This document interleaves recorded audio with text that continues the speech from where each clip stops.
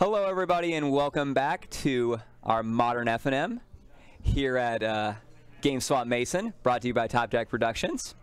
We've got another good one for you here. We've got Mono Green Tron versus Storm. Now, this is definitely not going to be a fun match for the Green Tron player. Why do you say that? Because Storm sucks to play against when you're playing Tron. You don't interact with him on any of the axes that they're trying to play. The same is true on the other side, but Storm wins on turn 3, and all Tron gets to do is Stone Rain you on turn 3. You have relics. You're right. A lot of lists, especially the Mono Green Tron, packs a couple of relics main deck. You're right. And that's good until it's not. Storm is generally just not worried about that sort of thing. Yeah. So, you know, there's some game, but it's just not ideal. This is definitely a favor to the Storm player. But we'll see. How many cards does the Storm player have in hand? It should be 7. It looks like a lot. Let's see. No, it's 7. That's good. Yep. So it looks like our boy Zach is going 6. Good. That's good. And if he knows what his opponent is on, which is definitely possible, this is a small room. And if he knows what his opponent's on, then he knows that he really needs to kind of more aggressively try to get those relics into his hand. Now, I didn't see much of Zach's hand. It looked like I didn't actually see any Tron pieces in there. I saw Forest and Sanctum of Ugin, but I didn't really see anything else. What do you think of Zach's sleeves? I like them. I like the art on all of those sleeves. I am not a big fan of glossy sleeves. I don't think they shuffle well, and I think they get dirty very, very fast. But that is absolutely my personal preference. I love the art, though. Yeah. Yeah, they're a big favorite. I'm a fan of double mats. Any brand that's a double mat is my preference. But these Dragon Shield art sleeves, the art is printed directly on the sleeve. It's not an extra. It's not a sticker, so they won't peel. Printed directly on there. They're great. See, I really don't like those double mat sleeves because it doesn't let me show off my fully foiled out Tron deck. Right, and that's fair. And that, you know, different needs. Absolutely. So we've got a pretty standard opener from our Tron player here. It looked like it was a... He must have drawn the bobble. Yeah, it was a turn 1 tower pass, turn 2 mine sphere. Well, you want to talk about... there is a dismember. That is what we want to see. That's big game. Chad did not have a... a creature in his opener. From what I saw, he drew that. So that's an excellent find. And now we get to find our third Tron piece. Immediately play it, because why not? That's your land for the turn. Zach is right on schedule here. Everything has lined up pretty well for Zach so far.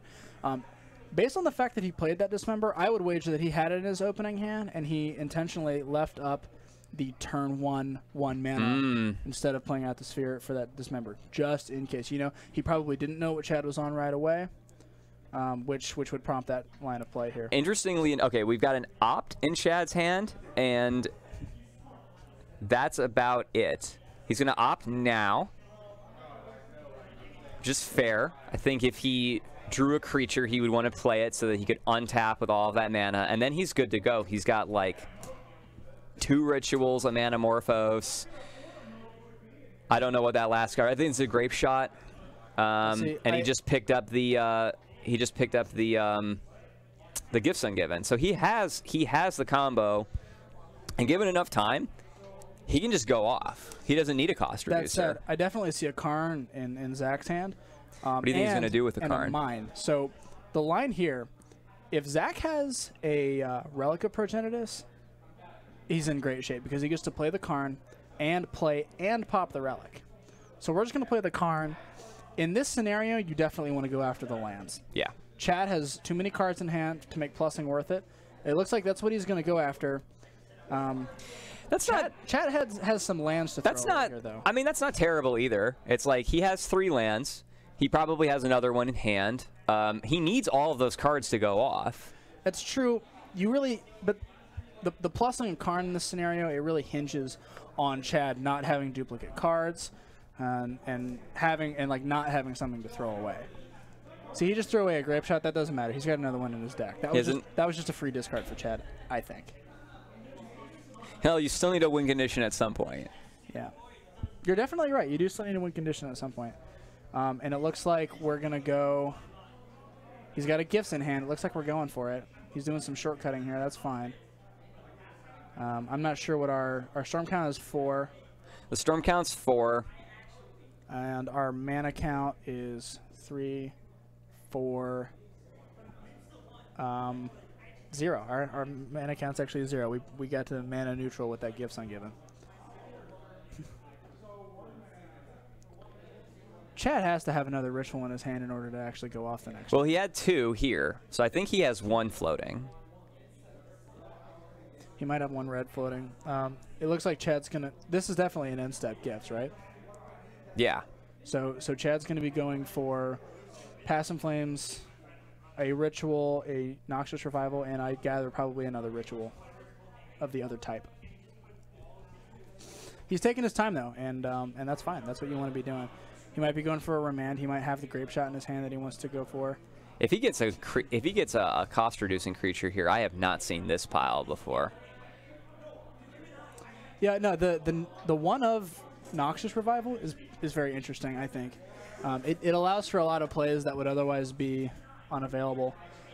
So, in this scenario, with 1 card that has Flashback and 1 Noxious Revival, I don't think there is any pile that Zach can pick that is profitable to him because of the Noxious Revival. Because if he puts the Noxious Revival in the yard, that means he's putting another action spell into Chad's hand. But if he puts the Noxious Revival into his hand, then Chad just gets to buy back whatever action spell he wants. So that Noxious Revival is just a free anything, really. It could very well be that Gifts Ungiven, for all we know. He could just buy that Gifts Ungiven back on top, draw it, and I think he might just go off with that, if I'm being honest. I would not be surprised if Chad won the game next So week. he's gonna give him the Noxious Revival, and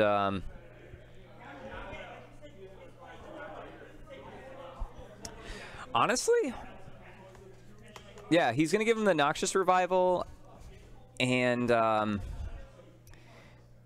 man, it's interesting.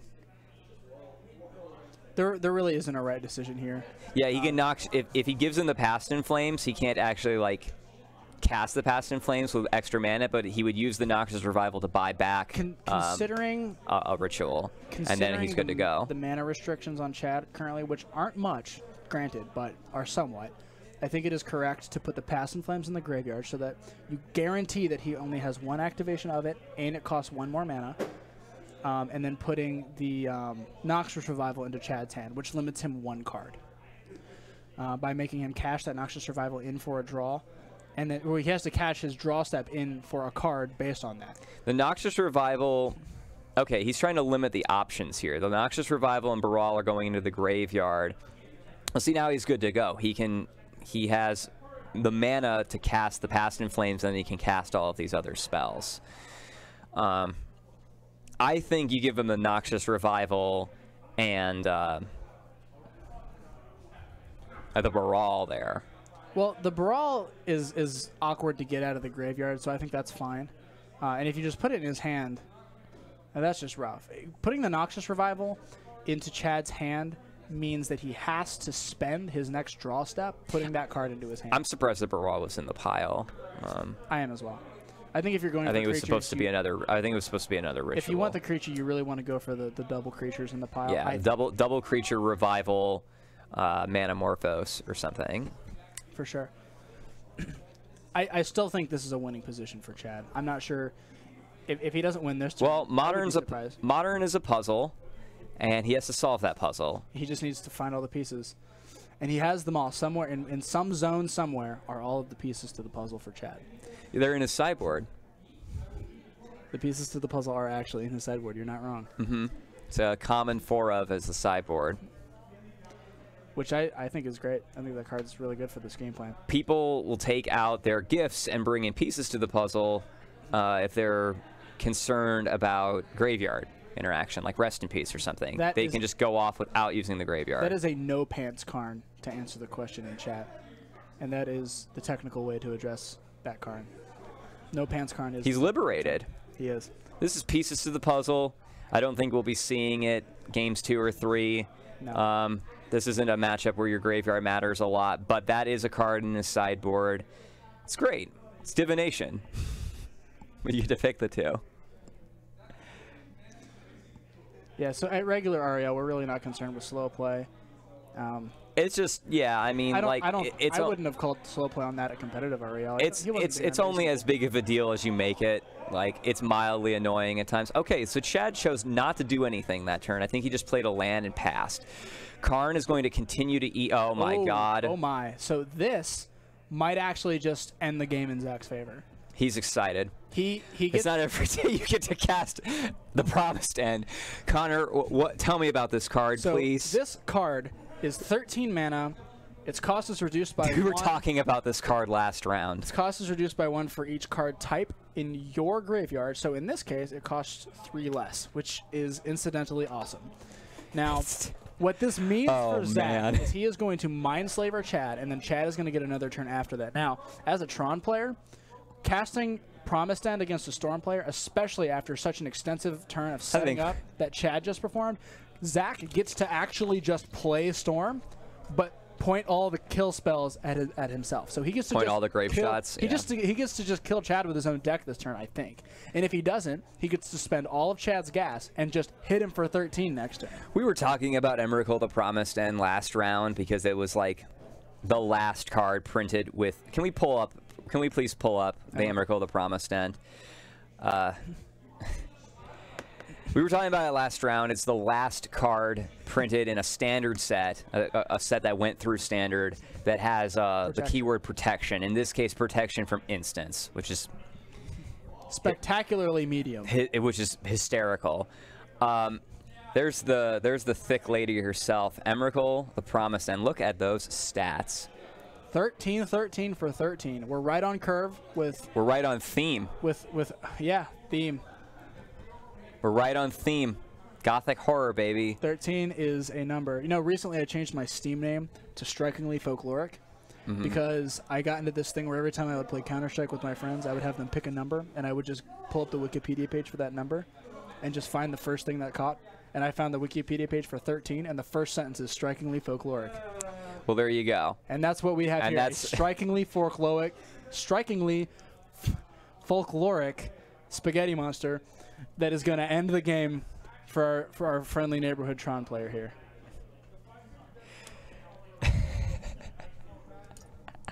A 13 for 13. Oh man! And in this example, he cast it for 10, correct? Yes, I think he may have over-tapped for it. He could have spent 10 mana on it. It doesn't matter. No, so he did have to tap out for it. He just had some mana floating there. Did he even do anything? Did he just make Chad spend all his cards? That's great. Yeah, it looks like he just. So that's the thing about Tron. Like, your cards are just so powerful. Sometimes it doesn't matter. Like, maybe there was a way for Zach to figure out like a way to kill Chad on his turn. I would have just tried to do it. Yeah. At the absolute worst, you really do just spend all of his cards and come up short. Maybe there's a way for Zach to figure out a way to kill Chad there. But you know what? If he doesn't and just makes Chad waste all of his cards, who cares? He has a 13/13 and a Karn. I would like to clarify. He did exile all the cards in his graveyard, I think, unless his graveyard is just turned sideways like that. I thought that the sideways was the exile. It's fine. Yeah. I did not see Emrakul the Promised End coming down this game. I don't play it in mine. Well, that should just close, right? Is that enough? 2, 4, 6, 8. Oh, he's one short. He's got a 6/6 walking ballista there. He's one short. Chad could very well just clutch this game right now. I think Zach made a big misplay by not storming off on himself. We'll see what he gets. Manamorphose, that's another redraw. Do you know if Chad missed his extra turn off of Emrakul? I didn't actually see him take an extra turn. I could be wrong, but I don't. He probably just didn't do anything. Look how many cards he has. You're not wrong. All right. Should have restarted the game. I don't disagree.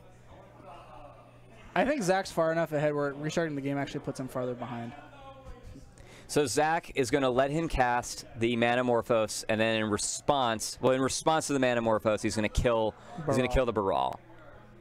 And Chad's going to. Chad's seen enough. Okay, so we saw Zach steal that game. That's absolutely fascinating. With Emrakul. Yeah, Well, I mean, I think it was that early dismember. It let him get to the Karn. The dismember actually stopped Chad from just winning on turn 3. Yeah. So the dismember and then the finisher was the old Mindslaver tentacle. I'm surprised that Chad didn't go for something that turn. He did a end of turn, gifts ungiven, untapped, had a bunch of cards in hand and in the graveyard, and then just played a land and passed the turn. I'm surprised he didn't go for something there. I'm not gonna lie, this is making me want to play Emrakul this weekend. I'm not going. Yeah. Speaking of which, Connor and I have a couple of events this weekend. On Saturday, we're going to Lexington, playing at Legendary Games. They have a PPTQ. Yep. And then on Sunday, we're going up to Comic Town and Columbus. They have an IQ. Personally, I'm really excited. This weekend marks the start of PPTQ season. So check your local listings. Maybe a local game store in your area is holding a PPTQ. We are going into modern season. I'm pumped. We're going into modern season. And that means that if a store has a PPTQ, it can be modern or sealed. And if it's sealed, they'll be drafting core. You'll be building a sealed deck out of 6 packs of core 19 and a cut to the top 8, which will be drafting core 19. In the case of a modern PPTQ, you show up with a modern deck. You play, usually like 5 or 6 rounds, cut to top 8, and then you play with that same deck. And you can even play someone you played in the Swiss. Look at that. I do that all the time. More often than not, my 1K top 8s have been first or second round of the top 8. I play my only loss in the Swiss. And then I lose to that same person because they beat me already. Yeah. And so for like the next 3 months, basically until Ravnica comes out, we get to play modern and play limited, of course. I'm really looking forward to this season. So yeah, if you're trying to get qualified for the Pro Tour, that's your first step. Or if you just want to play a competitive REL, because like I don't know about you, but I think like for me, these little competitive REL events are great practice for your opens, your GPs, your whatever, your bigger events. And this, for me, playing at competitive REL is just so much more fun than regular. Like, don't get me wrong, I do love playing at Friday Night Magic. It took them a while to get me to not play Friday Night Magic to come sit here in the booth. But I love playing at competitive REL is just so much more enriching because not only do you get to, on some occasions, kind of scumbag your opponents with rules intricacies. I don't think that's a whole nother can of worms. You're competitive. That's where we're at. You want to hold someone accountable to their mistake. That is all you. And go for it. I've improved as a Magic player more so playing competitive than I have any other playtesting anything because you get to scumbag yourself with those rules too. Yeah, you hold yourself accountable. Yeah, and it just makes you a better player. I completely agree. The more frequently you can play competitive REL, the better you will become. If you only play at your local game store, and that's the highest thing that you aspire to, that's your ceiling. Can you build a deck? A quick refresh on the stream here. If you build your deck and your sideboard, if you build your 75 to beat the other decks in the room, that's your ceiling. When you go and you play competitive REL, you get to see everything that's out there. Absolutely. And your deck list is going to get more tuned. And you know what? You're going to get more tuned as a player. So if you want to play at a competitive REL event, if you play Modern and you want to jump into competitive REL, look up, see if there are any PPTQs in your area, and yeah, just go for it. You know, you never know until you try. Most stores have one per season. Okay. So going into game 2 here, if I'm sitting in Zach's seat playing Tron against Storm. Yeah, what exactly what all does he bring in here? What he brings in, I bring in Spatial Contortions, Warping Whales, which I just saw a Warping Whale in his hand there in his opener. I actually like to cut those Oblivion Stones, which I see one of in Zach's hand. It looks like he's going to 6 and scrying to the top. I think it's a safe scry. The Oblivion Stone is like if he goes the Empty the Warrens plan, which is, I mean, well, you know. The Warping Whale is interesting. You can counter Past Flames with it. And that is what is important. It's a big game. So instead of holding up that relic... Could we bring up Warping Whale? Or as we like to call it... Eldrazi Charm. Eldrazi Charm. That's what's up. All right.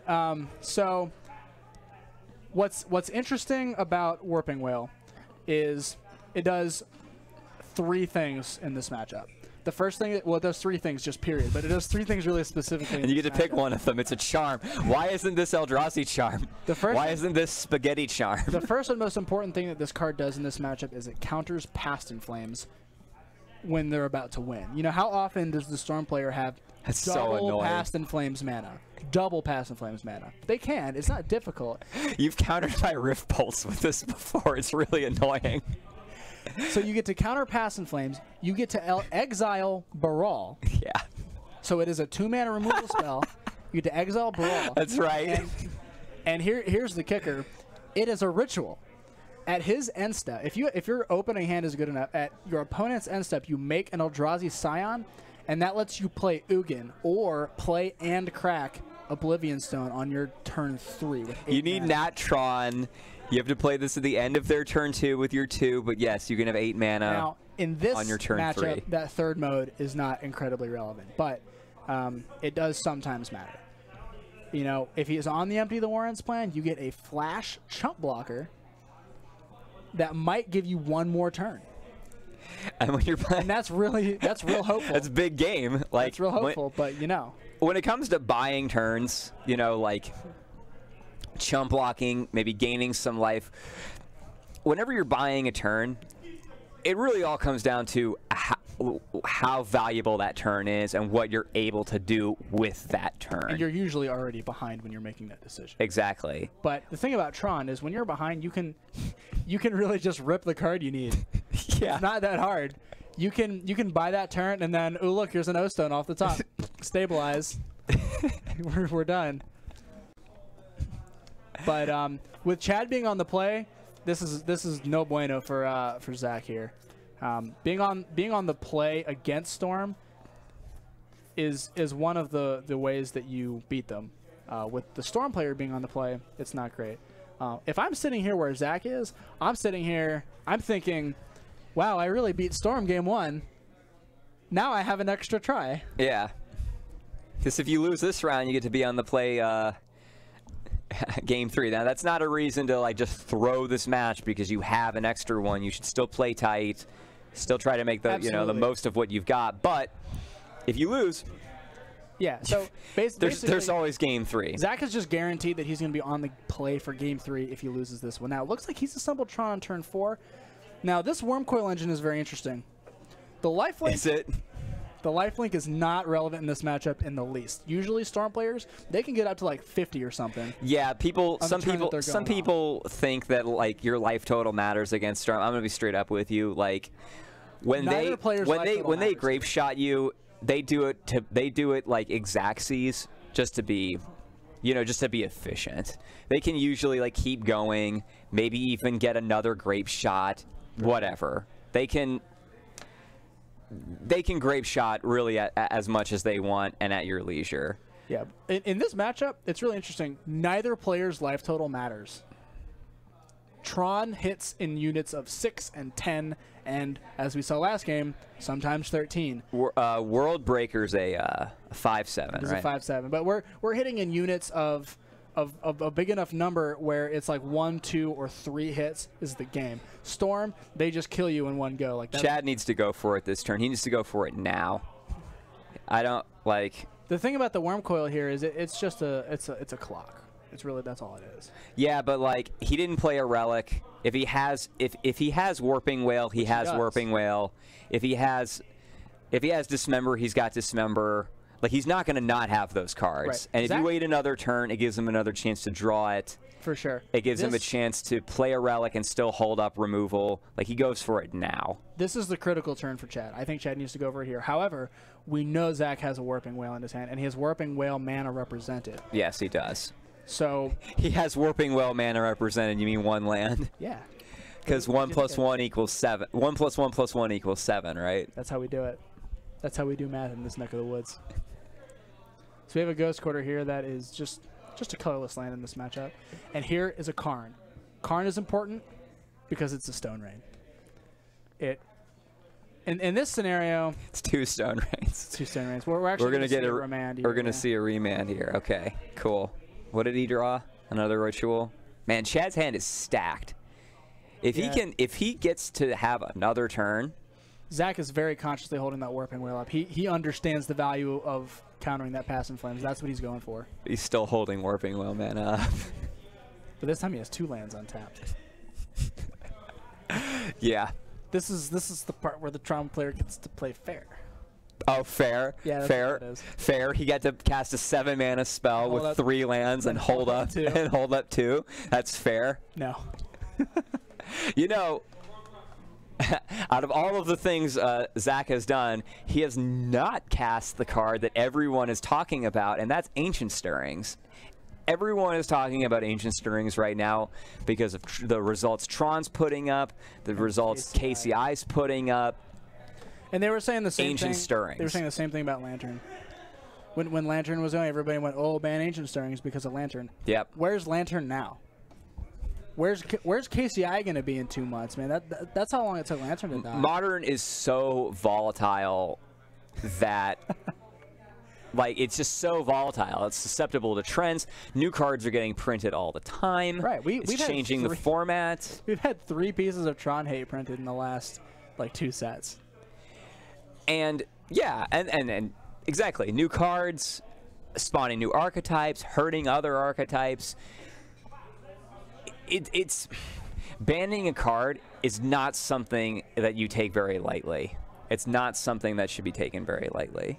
Yeah, so to answer chat's question, Tron land, when you have 1 of each being Urza's Tower, Power Plant, and Mine, if you have at least 1 of each of those out, the Mines and Power Plants each tap for 2 colorless mana, where the Tower taps for 3. So if you have an exact set, 1 of each, you get 7 mana. That last bit is the part that I find offensive, is that 1 of them just randomly makes 3. Randomly makes 3. If I were to do anything about that's Tron, why the towers are all like 50 cents to $1 more than the other 2. If I were to do anything, I would just make them all tap for 2.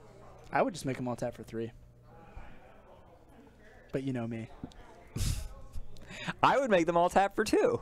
Like if the problem is if the problem is a turn 3 Karn, make it so that that's more difficult to do. Why does 1 of them tap for 3? Why does Karn cost 7 mana? Why 7? What's the significance? Doesn't he? He comes in and he only comes in with 6, right? Yeah, he comes in with 6. His plus is 4, and his minus is 3, and his ultimate is 12. That way you have to plus him twice before you can. But why is minus. it plus 4? Why don't we just scale that whole thing down? What's the significance of that big beefy number? Well, that's why you have Karn, the Scion of Urza. That's scaled down Karn, huh? You know, 4. You pay 4 and it comes in with 5. That wasn't pushed or anything. And then it pluses 1 twice, and minuses 2. Jeez. There's that Warping Wail. Yeah, WotC has made. I wouldn't say it's a set, but I think of Eldrazi Temple. Look at Eldrazi Temple. Eldrazi Temple is a land that just taps for 2 always. So in Legacy, you've got, well, banned in Modern, legal and Legacy, you've got the Locust lands. You've got Cloud Post and Glimmer Post. Yes, only one. That's very good. Only one that's of the very 2 good example. taps for an unfair number of mana, but it taps for mana equal to the number of Locust, and Locust is a subtype of land. Yeah, and you can use Vesuva to copy either one. Yeah, so the deck archetype, we call it 12 Post because you play 4 Glimmer Post, 4 Cloud Post, and 4 Vesuva, which comes in tapped as a copy of a land in play. So you get your Glimmer Post in play, you untap with it, you play your Cloud Post, and now your Glimmer Post taps for 2 mana. You think Tron's dumb? That deck gets out of hand really quick. Yeah. 7 mana on turn 3 is what Tron does. You get to do something like 9 mana on turn 3. Not a problem. Not even hard. Now, not even a problem. In Legacy, you get to play all that with Candelabra of Talnos, and you get to play City of Traders and City of Traders Ancient Tomb, and Ancient Tomb, which both just tap for 2 colorless mana straight up with downside. So, you know, the Legacy Eldrazi deck is ridiculous. It's City of Traders, Ancient Tombs, Eldrazi Temples, and Eye of Ugins. You have 4 play sets of lands that just tap for 2 mana. And so the modern equivalent, out of all of those, the one that's equivalent in Modern still is Eldrazi Temple. And Eldrazi Temple is a land that always just taps for 2. It cares about a creature clause, and that's Eldrazi. But all of the Eldrazi, they're expensive. they're expensive creatures. That casting on curve, they're fine on curve, but they're so good to turn ahead of curve. Oh my gosh. Absolutely. Yeah, so like in those legacy decks that play those dual lanes, can you just Chalice on turn 1? That's what it's all about. Chalice on turn 1. Chalice on turn 1 without having to invest even like a Simian Spirit Guide. In Modern, we see like land Simian Spirit Guide, Chalice for 1, but that's a card. That's 2 cards. Yeah, so you're playing a land and you're investing a card into accelerating out that Chalice, whereas with those 2 mana lands that are only legal in Legacy, you get to just play your Ancient Tomb, take 2 damage, Chalice on 1. Your opponent probably can't win now. Yeah, it's frustrating, but yeah, there are other lands like the Tron lands, the Cloud Posts. They're banned in Modern. The Tron lands are the most famous set. Yeah, like to call them a set is all I would call that a Tron land. Cloud and Glimmer Post, that's just 2 cards. Tron is 3 cards. Their land type's Locust, right? The land type is Locust. It is just land Locust. Yeah. I don't think there are any creature locusts. That'd be funny. Each of the Tron lands has a different a different type, right? Let me hit you with this. It's land Urza's Tower. If Locust was a creature type, you could fire up a Mutavault and it would be a Locust. Yeah. And it would fuel the Cloud Post. But Locust is not actually a creature type that I'm aware of. That's probably why they haven't done that. Right. Or would be be hesitant to. Now about Thespian Stage, it does technically copy it, but the investment is almost an entire turn's worth of that mana in order to actually turn it into that Locust. Vesuva just becomes for no additional investment. Yeah. So it looks like we have both players going. Thespian Stage is better with Dark Depths. Going to 6. Because the Thespian Stage is already in play, and then it copies the Dark Depths, and is a Dark Depths without any counters on it. Now that Thespian Stage Dark Depths combo, that didn't actually work until a little bit after Worldwake when they did the final revision of the Legend rule. Oh, yeah? So previously, you did not get to choose the copy of the Legend that stayed. So if you copied Dark Depths with Thespian Stage, they would both be Dark Depths and they would both go to the yard. When they revised that Legend rule so that people could basically stop using Jace as Seal of Jace, they revised that Legend rule, which made it so that when there are 2 instances of the same Legend on your side of the battlefield, you pick one and sacrifice the other, which allowed you to pick the Dark Depths that had 0 counters, which was the Thespian Stage, sacrifice the Dark Depths with the 10 counters, and then the one without counters, which was the Thespian Stage, would then trigger and give you your 20/20 Flying Indestructible monster. None of this matters. It's all banned in Modern. We're just spitballing over here. I mean, those are cards that are. We're just talking about those are lands that tap for more than 1. We're just and talking lands about that tap for more than outrageous 1 are unfair. Yeah, Dark Depths taps for more than 1 power. The baseline for a land is that it taps for 1 mana. One card can generate 1 mana. And if you're talking about Dark Depths, since we still have a little bit of time to kill here, we need to talk about the Snow Mana rule. Oh my! So the Snow Mana, there are no abilities that are printed on any card in the game that make Snow Mana. Yet there are abilities that cost Snow Mana. The Snow Mana rule is any permanent that is a Snow permanent, which is a super type. If it has a mana producing ability on it, then it can also has tap to add Snow Mana. And it also has. So if you have an Urborg and a Dark Depths out, your Dark Depths can tap for black or snow.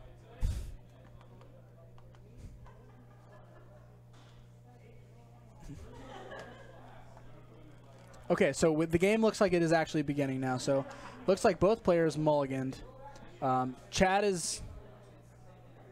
I could have swore Chad mulliganed, but he does appear to still have a full clutch. But we see a Blood Moon in here. I don't think you need to waste your time with that. You just want to win. That's a dead card as far as I'm concerned. Like, what's he going to do? I really hope he doesn't ritual cast the blood. He's going to do it. That's what they do. It actually does a lot more than you think because they still have those basics. It is a tiny bit more mana restrictive, but consider that their main engine is all red mana. Oh, to keep a 1-lander. He was so... Oh, man. He mulliganed to 5. That is so unfortunate. My heart goes out to Zach here. Like, he stole game 1. There we go. So there's a second in Tron amazing land. fashion. He just drew a second Tron land. He has a green mana floating. Now...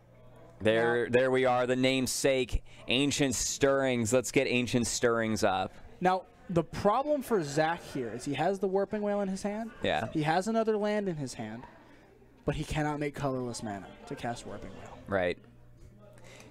He had the Warping Wail last game and it didn't work out for him. Yeah, so, but not being able to make colorless mana is a big deal. There are actually no lands in Zach's deck now that can make colorless mana. He has to have a Wastes. Ancient Stirrings. This is the card. This is the card everyone's topic. talking about. It's good. Barring some deck building restriction, it's very good. Yeah, it's very good. You look at the top 5 cards of your library and you may reveal a colorless card, which includes lands, and just put it into your hand. Put the rest on the bottom in any order. And you want to talk about a deck building restriction over a long enough timeline with a large enough card pool. Exactly. It's not a deck building restriction. If they You're going to want. If they printed this into standard, it would not see play.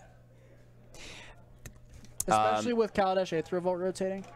The deck building restriction is mitigated just by the card. They have a card like this in standard. It's called Commune with Dinosaurs. It lets you get a land or a dinosaur.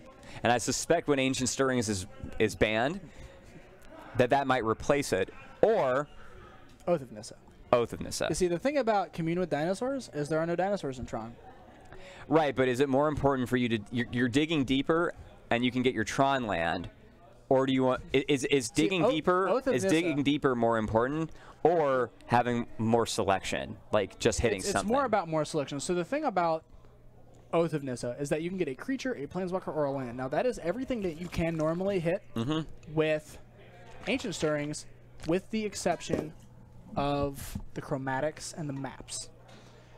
People are also saying Adventurous Impulse might replace Ancient Stirrings if it gets banned, but that's actually just strictly worse than Oath of Nissa.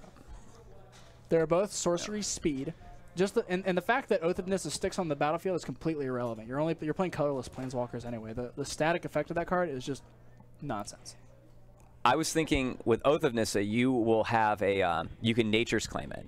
Yeah, and I mean that's real corner case. You can Nature's Claim it to gain 4 life. Right, but a lot of these decks are bringing in Blood Moons, Damping Spheres, the new one, Alpine Moon. Yep. So if you're a Tron player and you're playing against a deck bringing that in, you want to bring in your Nature's Claims. What if they don't play it? You have a backup of hitting your Oath of Nissa. Now this is all speculative and all dependent on. Ancient Stirrings is legal. We're always playing it. Yeah, exactly. This is all speculative. All speculative. I'm trying to figure out what's going on this table. What's that? What is that? He emptied the Warrens and and there aren't enough Goblin tokens, so he used his sideboard. Okay. Which is a misrepresentation of the board state, but as long as both players are okay with it. So just so everyone knows, those are red 1/1 Goblins. That's it. Oh, there we go. There's a stack. Okay, there's a massive stack. Yeah, I don't like using the sideboard cards as tokens. I don't like using I don't like using anything other than a token or a dice with special dice with the power and toughness clearly indicated, a picture so you can tell that it's tapped. The most efficient thing to do is this. Yeah, I don't like using the sideboard cards. No, those were definitely sideboard cards. I saw cards in them when he flipped them over. I don't like using that because they're the same color sleeves. They could have all been morphs for all we know. They definitely were not, but they could have been. So, but we're good. We got some tokens. We got matching tokens. M19 Goblins. M19 Goblins. The M stands for core. I really like. Speaking of which, I really like all the art for the tokens. Like, I'm pretty sure it's all of them are new. Like, I don't recognize any of the tokens from this set. I think they're all new, which is, it's about time. Like, geez, I was getting tired of the same Goblin tokens. I like that they are all new. I don't really like those. I really like those little Yeti-looking goblins from Dragons. Or those Comm. are sweet. And then there's also, like, that's the cool thing about tokens, though, is like you get to pick your favorite one. And a lot of these artists that you'll see in the Artist Alley at, like, bigger events, they'll have their own tokens. You can get those. Unless you want assembly worker tokens, then you got to work real hard for it. There's unfortunately not an assembly worker token, which brings up the fourth piece of Tron. Urza's Factory. The Connor Sloan special. The fourth card that has the Urza's subtype. Urza's Factory. It does not interact with the Tron lands in any way, except for having an activation cost of exactly 7 mana. Yep. And what does it do, Connor?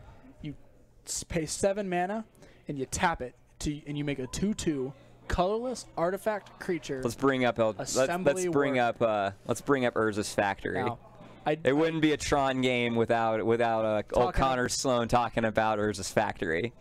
Put this card on the map. I doubt that Zach is playing it. It's been picking up. It has. It's been picking up. I put up results with it in a classic, and then there was some discussion around it, and I've seen people, just randomly people at tournaments playing it. Nobody's been putting up results with it, but that's probably just tied to people. I don't know, dude. Like the very next weekend, someone running your list top 8'd a classic. The very next classic with your list, there was a GP. These GPs that have been going on where like Ironworks has been putting up results, Tron's been putting up results. About half of them are running the factory. Right. I'm not really sure what's happening right now. They were done. Oh, I see. He made a bunch of goblins and attack, dude. Well, he blocked it with a walking ballista. And shot some of the other ones down. Just one. It was a 1-1. Not a great walk. I mean, that was really Blood Moon that locked that game up. All right. Well, we've got 10 minutes left. Maybe we have that actually took longer than I thought it would, which was cool. We saw a couple of great games there. Let's take a look at Zach's sideboard here as he deboards here. Those Thought Knots are incredibly good. That's really what gives you game. I'm not big on Grafdigger's Cage, but it's good. It does what you want it to do. I'm not a fan of it, but it does the job, you know. Sure. So let's see if we can get our backup match on here. Let's see if they haven't gone to game 3 yet. Oh, they've been done. Yeah. Okay. So it makes sense that the slow